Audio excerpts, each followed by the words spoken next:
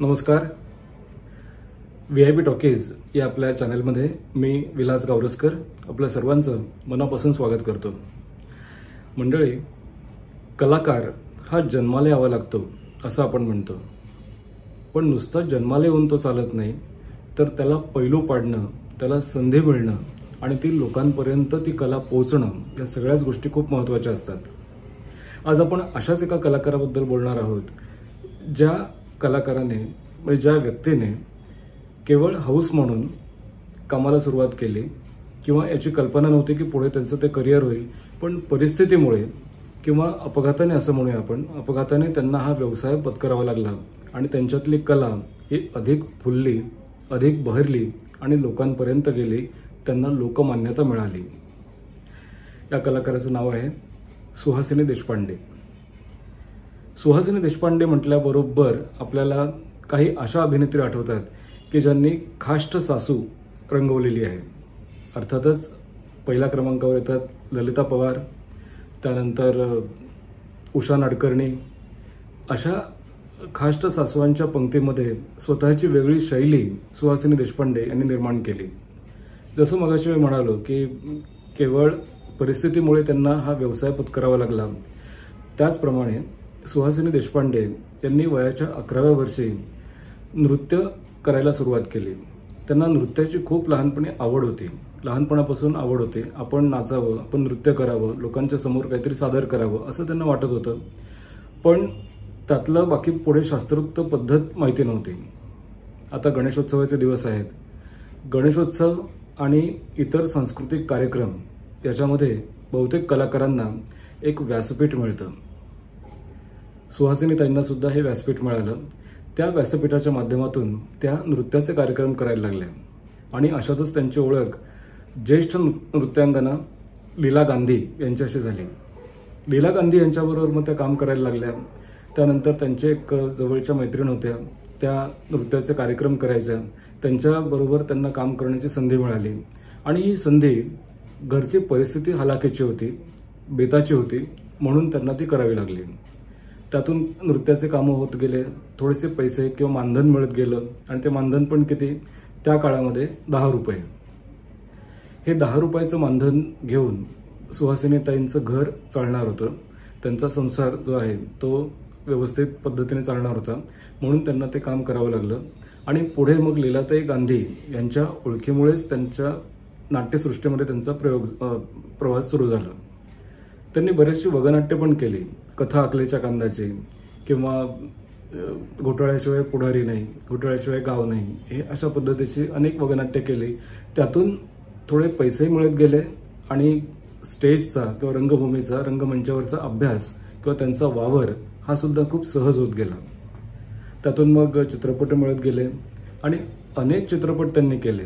म्हणजे अगदीच सांगायचं म्हटलं तर आताची जी नवीन पिढी आहे ना, त्यांनी सिंघम या चित्रपटामध्ये त्यांना बघितलंय, किंवा जी नाट्यवेडी मंडळी आहेत त्यांनी अगदी अलीकडचे सासूबाईंचं असंच असतं किंवा चिरंजीव आईस ही त्यांची नाटकं बघितलेली आहेत. या नाटकांचे धो प्रयोग झाले. म्हणजे मराठी प्रेक्षक नाट्यगृहांमध्ये येत नाही की काय अशी ओरड असतानाच सुद्धा चिरंजीव आईस किंवा सासूबाईंचं असंच असतं या नाटकांमध्ये तुफान लोकप्रिय झाली, तुफान गर्दी झाली आणि जवळपास याचे हजाराहून अधिक प्रयोग दोन्ही नाटकांचे झाले. सासूबाईंचं असंच असतं तर 2000 पेक्षा अधिक प्रयोग त्यांनी केले. चित्रपटांची संख्या जवळपास 100च्या वर आहे. त्याच्यामध्ये अनेक महत्त्वाची कामं त्यांनी केली, पण सगळ्यात जास्त लक्षात राहिलेली भूमिका ही म्हणजे गाडगे बाबांवर आधारित एक चित्रपट होता, ज्याच्यामध्ये डॉक्टर श्रीराम लागू यांनी काम केलं होतं आणि गाडगे बाबांच्या आईची भूमिका सुहासिनी देशपांडे यांनी केली होती. एका चित्रपटामध्ये निळू फुले यांच्या पत्नीची भूमिका त्यांना साकारायला मिळाली. आपल्याला आठवत असेल रसिको, 80च्या दशकात सई परांजपे यांचा कथा हा सिनेमा आला होता. नसरुद्दीन शाह, फारुख शेख, शबाना आझमी यासारखी फार मोठी मंडळी त्या काळातली त्या सिनेमामध्ये होती. सई परांजपे यांनी सुहासिनी देशपांडे यांना कथा या चित्रपटासाठी बोलावलं होतं. तो अनुभव त्यांच्यासाठी दांडगा होता. सुहासिनीताई सारखी जी मंडळी आहेत ज्यांनी जवळपास 7 दशकं रंगभूमी, चित्रपट, दूरदर्शन मालिका यांच्यामध्ये काम केलेलं आहे, यांचा ओढा नेहमी शिकण्याकडे असायचा. आपण अनेक लोकांकडे काम करायचं, तर ते काम कसं करायचं तर त्यांच्याकडनं शिकायचं, त्यांचं ऑब्झर्व करायचं, त्यांचे गुण ऑब्झर्व करायचे आणि आपली कला अधिक चांगली करण्यासाठी प्रयत्न करायचा.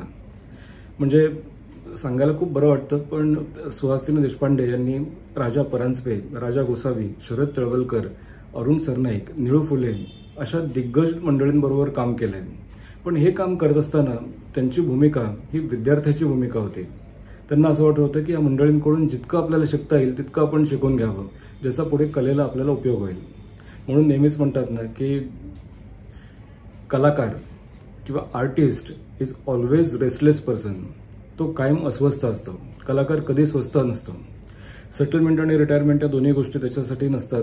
तो सतत अस्वस्थ असतो, सतत नाविन्याचा शोध घेत असतो, सतत आपली कला पुढे यावी, सतत आपल्याबद्दल काहीतरी नेहमी वाढीव असावं असं त्याला वाटत असतं.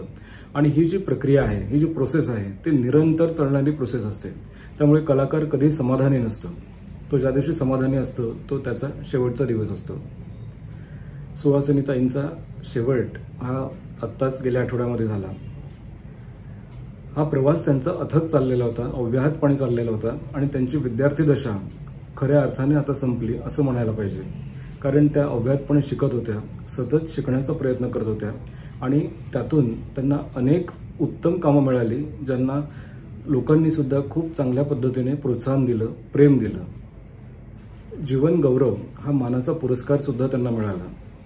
मागे आपण अनेक व्हिडिओजमध्ये म्हटलेले कलाकारांना पुरस्कार अनेक मिळतात, पण रसिकांच्या अंतःकरणामध्ये त्यांचं नाव असणं, त्यांना भूमिकेमुळे ओळख मिळणं हा सगळ्यात मोठा पुरस्कार कुठल्याही कलाकाराला वाटत असतो. सुहासिनी देशपांडे मला असं वाटतं त्या दृष्टीने एक तृप्त अशा कलाकार होत्या, ज्यांना लोकमान्यता मिळाली, त्यांच्यावरती प्रेक्षकांनी भरभरून प्रेम केलं आणि त्यांच्या वाट्याला भूमिकाही चांगल्या आल्या आणि कलाकार सुद्धा चांगले आले.